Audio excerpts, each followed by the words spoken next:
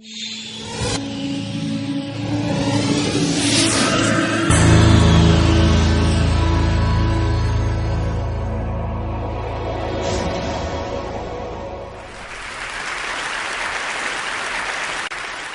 story is about taking imagination seriously. 14 years ago, I first encountered this ordinary material, fishnet, used the same way for centuries. Today, I'm using it to create permanent, billowing, voluptuous forms, the scale of hard-edged buildings in cities around the world. I was an unlikely person to be doing this. I never studied sculpture, engineering, or architecture.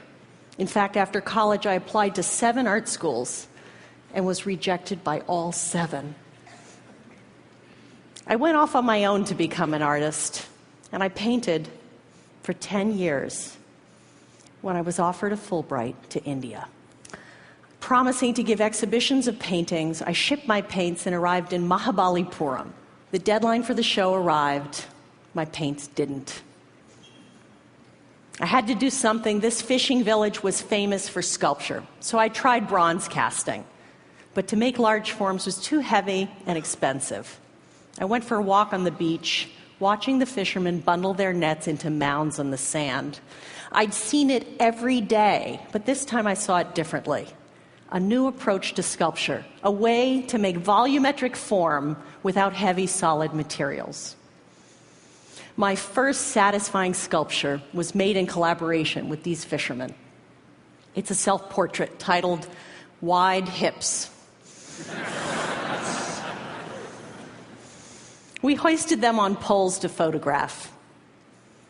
I discovered their soft surfaces revealed every ripple of wind in constantly changing patterns. I was mesmerized. I continued studying craft traditions and collaborating with artisans, next in Lithuania with lace makers. I liked the fine detail it gave my work, but I wanted to make them larger, to shift from being an object you look at to something you could get lost in. Returning to India to work with those fishermen, we made a net of 1.5 million hand-tied knots. Installed briefly in Madrid, thousands of people saw it, and one of them was the urbanist Manuel Sola Morales, who was redesigning the waterfront in Porto, Portugal. He asked if I could build this as a permanent piece for the city. I didn't know if I could do that and preserve my art. Durable, engineered, permanent, those are in opposition to idiosyncratic, delicate, and ephemeral. For 2 years, I searched for a fiber that could survive ultraviolet rays, salt air, pollution, and at the same time remain soft enough to move fluidly in the wind. We needed something to hold the net up out there in the middle of the traffic circle. So we raised this 45,000-pound steel ring. We had to engineer it to move gracefully in an average breeze and survive in hurricane winds. But there was no engineering software to model something porous and moving. I found a brilliant aeronautical engineer who designed sails for America's Cup racing yachts named Peter Heppel. He helped me tackle the twin challenges of precise shape and gentle movement. I couldn't build this the way I knew because hand-tied knots weren't going to withstand a hurricane. So I developed a relationship with an industrial fishnet factory, learned the variables of their machines, and figured out a way to make lace with them. There was no language to translate this ancient, idiosyncratic handcraft into something machine operators could produce. So we had to create one. 3 years and 2 children later, we raised this 50,000 square foot lace net.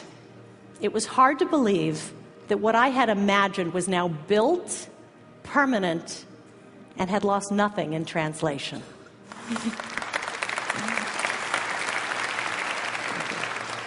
This intersection had been bland and anonymous. Now it had a sense of place. I walked underneath it for the first time, As I watched the wind's choreography unfold, I felt sheltered and at the same time connected to limitless sky. My life was not going to be the same.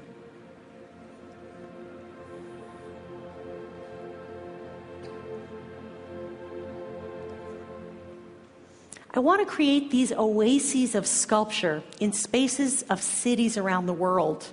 I'm going to share 2 directions that are new in my work. Historic Philadelphia City Hall. Its plaza, I felt, needed a material for sculpture that was lighter than netting. So we experimented with tiny atomized water particles to create a dry mist that is shaped by the wind. And in testing, discovered it can be shaped by people who can interact and move through it without getting wet. I'm using this sculpture material to trace the paths of subway trains above ground in real time, like an X-ray of the city's circulatory system unfolding.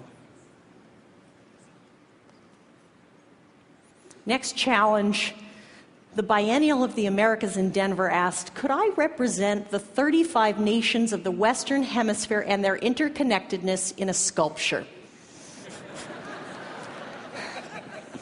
I didn't know where to begin, but I said yes.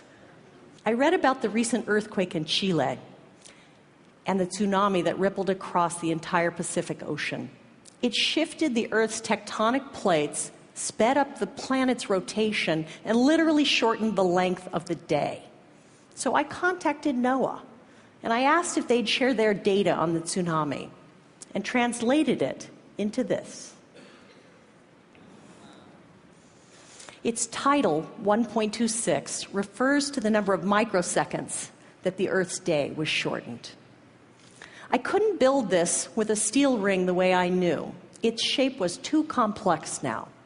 So I replaced the metal armature with a soft, fine mesh of a fiber 15 times stronger than steel. The sculpture could now be entirely soft, which made it so light it could tie into existing buildings, literally becoming part of the fabric of the city. There was no software that could extrude these complex net forms and model them with gravity, so we had to create it. Then I got a call from New York City, asking if I could adapt these concepts to Times Square or the High Line. This new soft structural method enables me to model these and build these sculptures at the scale of skyscrapers. They don't have funding yet, but I dream now of bringing these to cities around the world where they're most needed. 14 years ago, I searched for beauty in the traditional things, in craft forms. Now I combine them with high-tech materials and engineering to create voluptuous billowing forms, the scale of buildings. My artistic horizons continue to grow. I'll leave you with this story. I got a call from a friend in Phoenix, an attorney in the office who'd never been interested in art, never visited the local art museum, dragged everyone she could from the building and got them outside to lie down underneath the sculpture.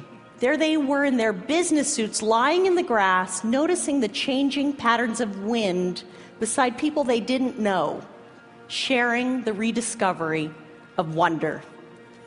Thank you. Thank you. Thank you. Thank you. Thank you.